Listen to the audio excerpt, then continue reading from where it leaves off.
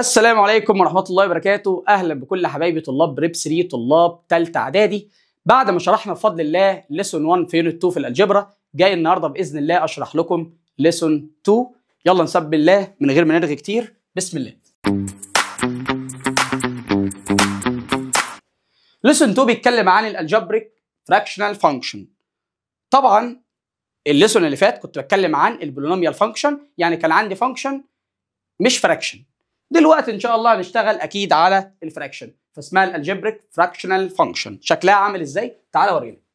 وليكن انا عندي الفانكشن بتاعتي، ركز بقى كده معايا، انا عندي الفانكشن بتاعتي بالشكل ده اهي، اكس سكوير ماينس 4 مثلا ديفايدد اكس ماينس 2. دي كده اسمها فراكشنال فانكشن، عشان فانكشن فراكشن. في اي مشكله؟ طيب ايه المختلف في الليسون ده على الليسون اللي فات؟ تعالى اقول لك حته صغيره جدا هتسهل عليك الدنيا. ان هنا الدومين بتاعنا ما بيكونش ار.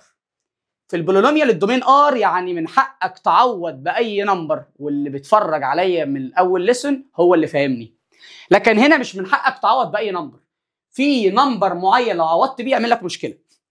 هو ينفع الدينومينيتور في الفراكشن يكون بزيرو؟ يعني في حاجه اسمها عندك مثلا 3 اوفر 0، في حاجه اسمها كده عندك، لو عملت اي نمبر ديفايدد 0 في كالكوليتور ايه؟ هتقول لك ماس ايرور، صح؟ فانت هنا نفس الكلام، هل ينفع ده كده يكون بزيرو؟ لا. طب هو امتى ده يكون بزيرو؟ ركز كده معايا، انت في ثالثه اعدادي، امتى ده يكون بزيرو؟ والله يا مستر ده يكون بزيرو لو شلت الاكس دي وحطيت مكانها 2. لو الاكس دي بقت ب 2 هيبقى اللي تحت بزيرو. عشان في طالب بقول له هو امتى ده يكون بزيرو؟ يقول لي لما الاكس بزيرو. لما الاكس تبقى بزيرو عادي، 0 ماينس 2 بنيجاتيف 2 عادي. ايه المشكله؟ ايه يعني لما الاكس تبقى بزيرو؟ تمام؟ لكن هنا ايه اللي يبوظ الدينومينيتور او اللي يبوظ الايه؟ الفانكشن دي او الفراكشنال فانكشن دي، ايه اللي يبوظها ويخليها تدينا ايرور؟ لو الاكس دي بقت ب 2. فعلشان كده بكل بساطه كل الموضوع ان انت عندك الفراكشنال فانكشن دي بتروح تجيب لها حاجتين. ركز بقى معايا، اشرح لك الدرس كله في دقيقتين بالظبط وبعد كده نقعد نحل. بتروح تجيب لها يا اما حاجه اسمها الدومين اللي انا كتبته دي وخلاص. الدومين بتاعنا قال لك بيكون ار ديفرنس وتحط السيت اوف زيروز للدينومينيتور. تاني تعمل ايه؟ ار ديفرنس السيت اوف زيروز للدينومينيتور. يعني ار وتشيل منها، يعني الدومين بتاعك هو كل الرين نمبر ما عدا النمبرز اللي ممكن تخلي الدينومينيتور بزيرو. يبقى انا لما الاقي فانكشن فراكشنال فانكشن اعمل ايه؟ امسك الدينومينيتور ده واقول له انت ايكوال زيرو، واجيب الفاليو بتاعت الاكس اللي تخلي الدينومينيتور ده بزيرو واروح اشيلها من الار. كده انا جبت الدومين. مستر معلش كده حل بسرعه، جي اكس ماينس 2 اروح اقف على جنب كده اقول له اكس ماينس 2 ايكوال 0، يبقى الاكس ب 2، يبقى دي الفاليو الوحيده اللي هتبوظ الايه؟ الفانكشن دي. يبقى الدومين بتاعنا ار واعمل ديفرنس، ده القانون بتاع الفراكشنال فانكشن، واقول له ست جواها مين؟ جواها 2. يعني انت كانك بتقول له كده، كانك بتقول له يا عمو يا اللي جايب الفانكشن الحلوه دي، عوض باي نمبر يا عمو من الريل ما عدا ال2 لو سمحت. بعد اذنك كده عوض بكله بس ال2 لا. ليه ال2 لا؟ عشان لو عوضت بال2 هنا، لو عملت 2 باور 2 ماينس 4 اوفر 2 ماينس 2، الكالكوليتور هتشتمك وهتقول لك ماس ايرور. لكن اي نمبر تاني عادي، فانت بتشيل له النمبر اللي يعمل مشكله. هل ينفع اقول له الدومين ار وامشي؟ طب وبالنسبه لل2 ما ال2 تبع الار، فعشان كده احنا شلناها. النقطة الثانية اللي هيسألك فيها يقول لك هات لي السيت اوف زيروز بس للفراكشنال فانكشن على بعضها بقى. هيقول لك ايه؟ هيقول لك هات لي السيت اوف زيروز للفراكشنال فانكشن على بعضها. هتعمل ايه؟ قال لك القانون لو عايز تجيب السيت اوف زيروز، وهنقرا الكلام ده تاني دلوقتي، لو عايز تجيب السيت اوف زيروز قال لك كل اللي بتعمله ايه؟ بتاخد الزيروز بتاعة النوميريتور، تمام كده؟ وتروح عامل ديفرنس السيت اوف زيروز بتاعه الدينومينيتور بس، وخلص الموضوع. تعال اوريك ازاي. هتروح تجيب الزيروز بتاعه النوميريتور والزيروز بتاعه الدينومينيتور وتعمل لهم ماينس بعض وخلصت. يعني تروح تعمل دي ايكوال 0. احنا كده جبنا الزيروز بتاعه الدينومينيتور خلاص. يلا نجيب الزيروز بتاعه النوميريتور بقى. هنجيبها ازاي؟ ركز كده بقى معايا الله يكرمك. بص هنعمل ايه؟ هنعمل اكس سكوير ماينس 4 ايكوال 0. اطرد يلا او اعمل فاكتورايزنج على طول. يلا الاكس سكوير اكس واكس معايا. يلا وعندك الفور 2 و2 ومره ماينس مره بلس، كل ده ايكوال 0. قسم يلا، قسم وسمعني. يبقى الاكس ماينس 2 ب0، يبقى منها الاكس بكام؟ 2 وعندك هنا اكس بلس 2 بزيرو، خلاص بقى عرفنا يبقى الاكس بنيجاتيف 2. قول لي كده يبقى ايه اللي يخلي اللي فوق ده بزيرو؟ ايه الحاجات اللي تخلي اللي فوق ده بزيرو؟ قال لك 2 ونيجاتيف 2. فانت بتروح تقول له السيت اوف زيروز بتاعت الفراكشنال فانكشن دي كلها، هتقول له 2 كاما نيجاتيف 2، بس تقول له ديفرنس السيت اوف زيروز للدينومينيتور. السيت اوف زيروز بتاعت الدينومينيتور بايه؟ ب 2. طبعا انت بتشيلها ليه؟ هقول لك بتشيلها ليه، عشان زي ما حصل هنا كده. نفرض جيت تجيب السيت اوف زيروز للنوميريتور، اديتنا نمبر في نفس الوقت هيخلي الدينومينيتور بزيرو، هل ساعتها النمبر ده يبقى معانا؟ لا، لان ساعتها مش هيخلي الفانكشن بزيرو، ساعتها هيخلي الفانكشن تقول لنا ماس ايرور. هقول لك تاني الحته دي. احنا ليه بناخد ليه القانون بتاعنا لما بنيجي نجيب السيت اوف زيروز للفراكشنال فانكشن؟ ليه القانون بتاعنا بنجيب الزيروز بتاعت النوميريتور ماينس الزيروز بتاعت الدينومينيتور. هقول لك تاني، الزيروز اللي فوق ماينس الزيروز اللي تحت. بنجيب السيت اوف زيروز للي فوق نعمل ماينس السيت اوف زيروز اللي تحت، يعني نمسك اللي فوق نساويه بالزيرو ونمسك اللي تحت نساويه بالزيرو.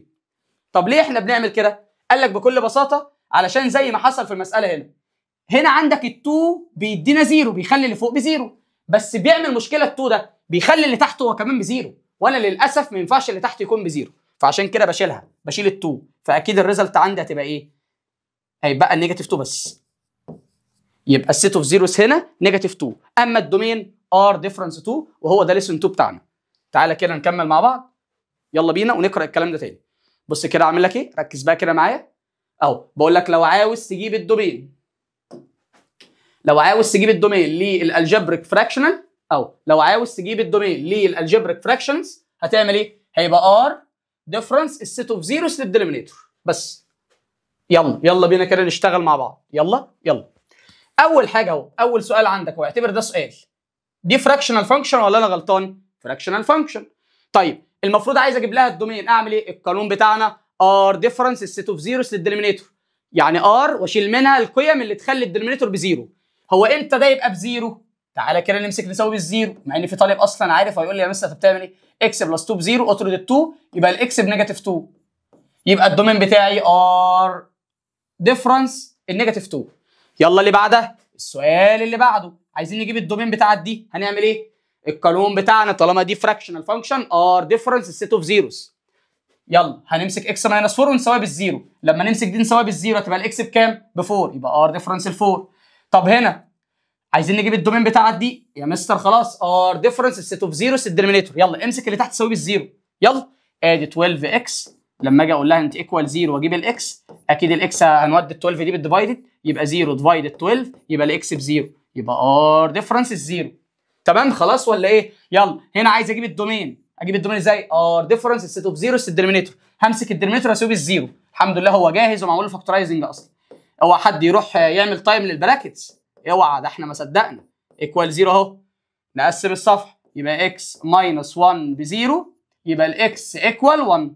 في مشكله؟ وهنا عندك اكس بلس 4 بزيرو، يبقى عندك الاكس ايكوال نيجاتيف 4، صح؟ يبقى السيت اوف زيروز الدينومينيتور 1 ونيجاتيف 4، يبقى ار ديفرنس 1 ونيجاتيف 4. يعني الموضوع اصلا الحمد لله بسيط جدا. طيب نخش بقى بفضل الله على السيت اوف زيروز. بص بقى كده معايا يا حبيبي. طيب السيت اوف زيروز للفراكشنال فانكشن انا لسه كاتبها لكم اصلا بس هنقولها تاني. بجيب السيت اوف زيروز للنوميريتور ماينس السيت اوف زيروز للدينومينيتور. مساله هي عندي بمنتهى البساطه. هعمل ايه؟ هروح امسك اللي فوق اساويه بالزيرو لوحده، ما تقلقش انا كده هحل معاك بايدي وبروقان، انا بس بوريك، وامسك اللي تحت اساويه بالزيرو واعمل لهم ديفرنس بعض. تمام؟ تعالى كده برضه علشان انت حبيبي اعملها لك، يلا نمسك اللي فوق نساويه بالزيرو، يلا تعالى لي هنا، سيبك من كل اللي مكتوب، انا دلوقتي هنا دي عايز اجيب لها سيت اوف زيروز، معايا ولا مش معايا؟ يلا بينا، امسك اللي فوق ساويه بالزيرو، يلا ادي اكس باور 2 بلس 3 اكس ايكوال 0. اعمل ايه؟ اوعى يا حبيبي تقول لي اطرد ال 3 اكس، لا، هنا عندك اكس وهنا عندك اكس، يبقى ناخد اكس كومن، هيتبقى الاكس باور 2 لما اخد اكس كومن يتبقى اكس، ولما ال 3 اكس اخد منها اكس كومن يتبقى 3. كل ده ايكوال كام؟ عندك هنا ايكوال 0. يبقى عندك يا اما الاكس هنا ايكوال 0 يا اما عندك الاكس بلس 3 ايكوال 0. وطبعا لما الاكس بلس 3 ايكوال 0 يبقى الاكس ايكوال نيجاتيف 3.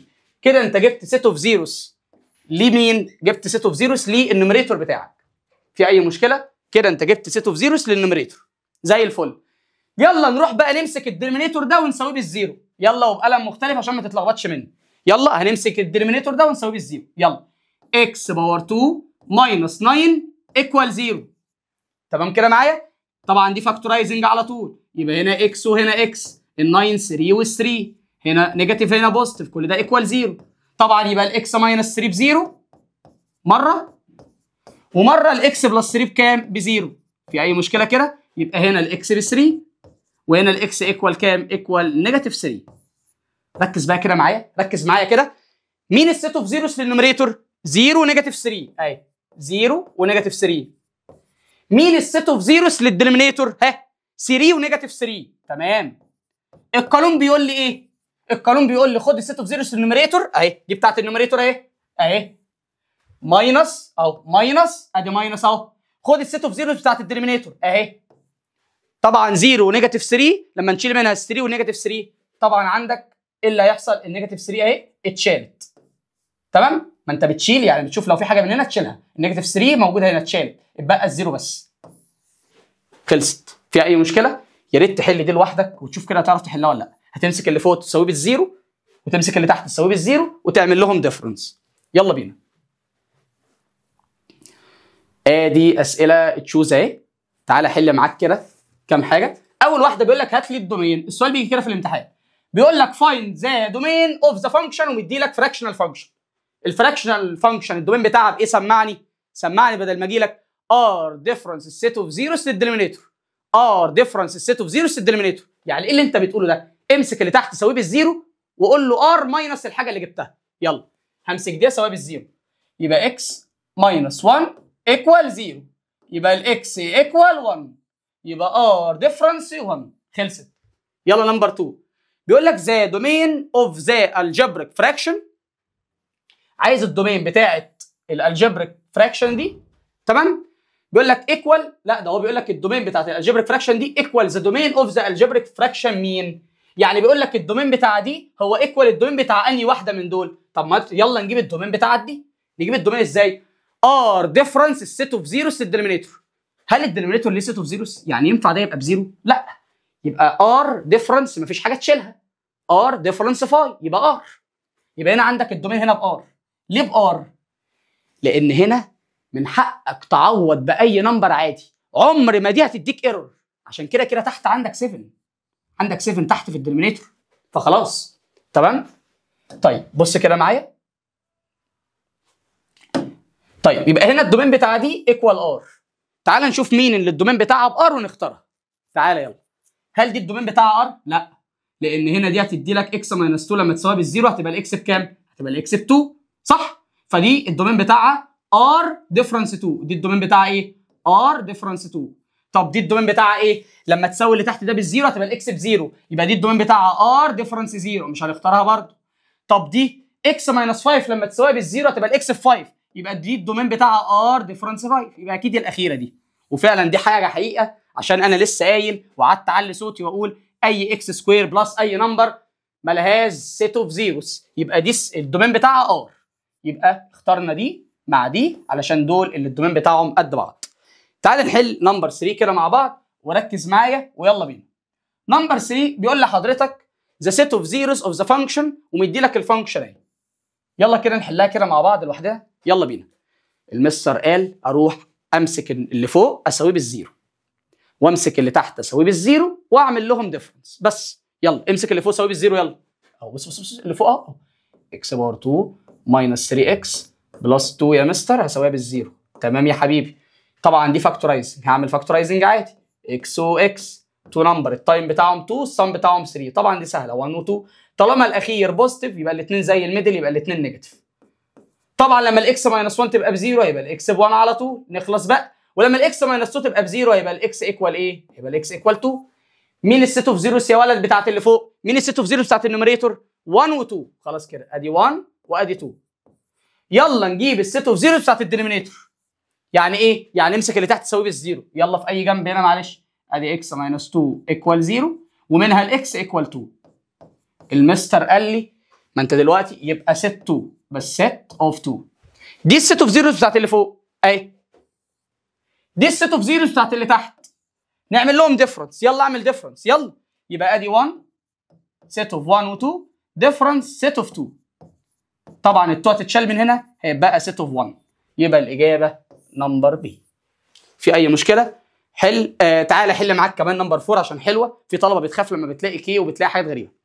الراجل هنا بقى عكس الموضوع، حط لك فاريبل في الفراكشنال فانكشن وقال لك هات لي، واداك الدومين وقال لك هات لي الايه الفاريبل ده. بيقول لك اكس اوفر اكس ماينس كي والدومين بتاعك ار ديفرنس 3. هو يعني ايه الدومين ار ديفرنس 3؟ يعني ايه؟ مش فاهم. الدومين ار ديفرنس 3 يعني ال 3 دي معناها ايه؟ لو انت قدرت كده ترد على نفسك وتعرف ال 3 دي معناها ايه تبقى انت كده فاهم معايا. يا مستر ار ديفرنس 3 يعني ال 3 دي يا مستر ده النمبر اللي خلى الدينومينيتور بزيرو. هقول تاني، ال 3 ده دي النمبر، عشان كده هو شاله من الار. ما هو بيعكس بقى السؤال. ال 3 دي هي النمبر اللي خلى الدينومينيتور بتاعك بزيرو.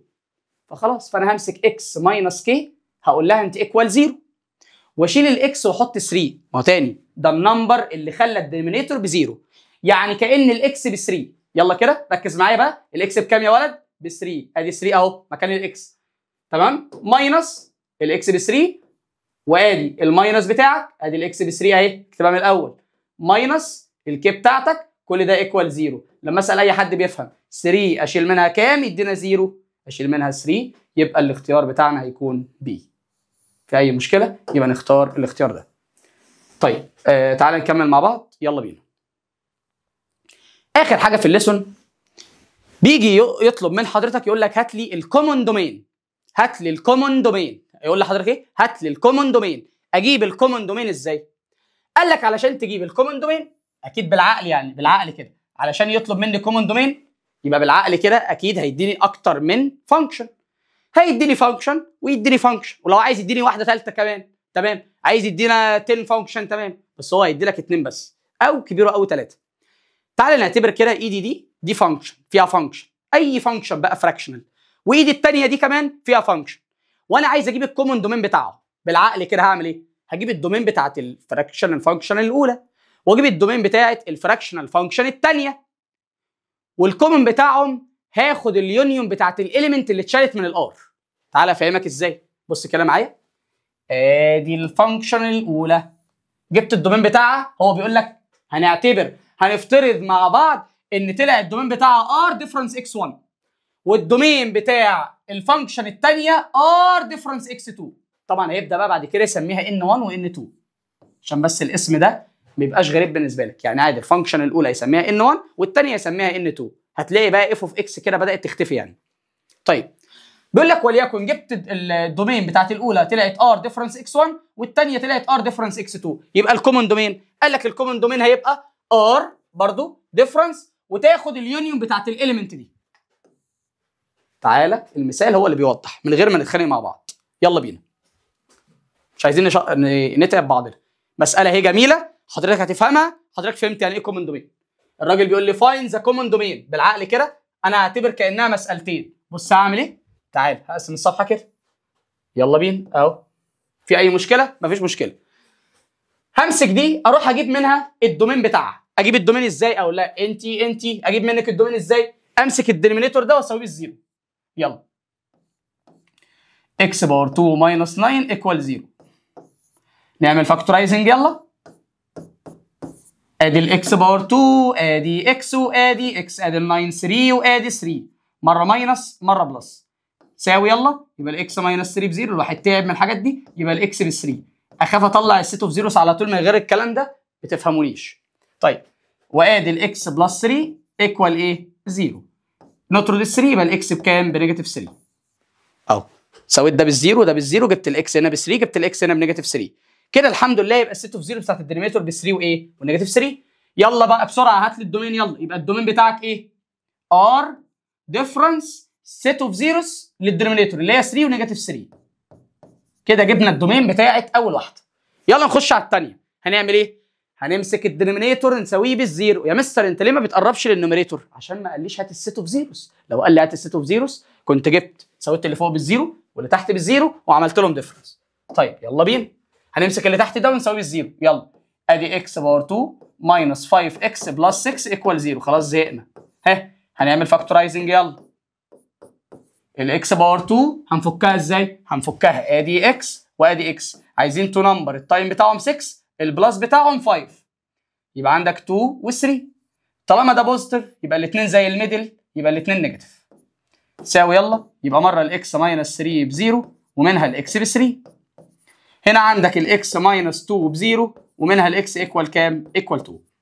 في مشكله؟ يبقى الدومين بتاعك هنا ار ديفرنس 2 و 3.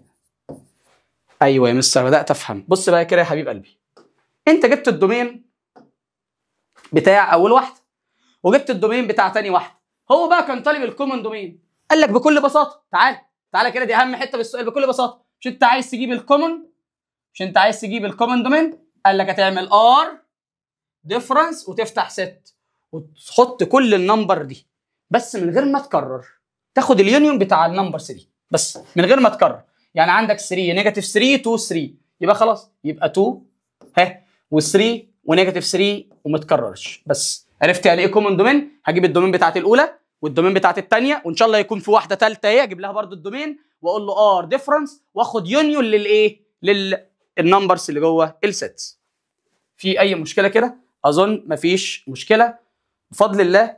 كده ليسون 2 خلص. خش حل الهوم ورك اللي موجود في كتاب المعاصر، وبفضل الله اي سؤال يقف معاك تقدر تسالني فيه. ولو انت لسه ما دخلتش في جروب الواتساب خش في جروب الواتساب، ولو انت ما اتفرجتش على الفيديو بتاع ليسون 1 خش اتفرج عليه، هتلاقي اللينك بتاعه موجود في الكومنتس. ولو انت ما اتفرجتش على فيديو الجيومتري برضو خش اتفرج عليه. اي حاجه خاصه ببريب 3 هتلاقيها موجوده في البلاي ليست، مكتوب كده منهج بريب 3 ثالثه اعدادي ترم تاني. خش وعيش وشوف كل اللي انت محتاجه هتلاقيه بفضل الله.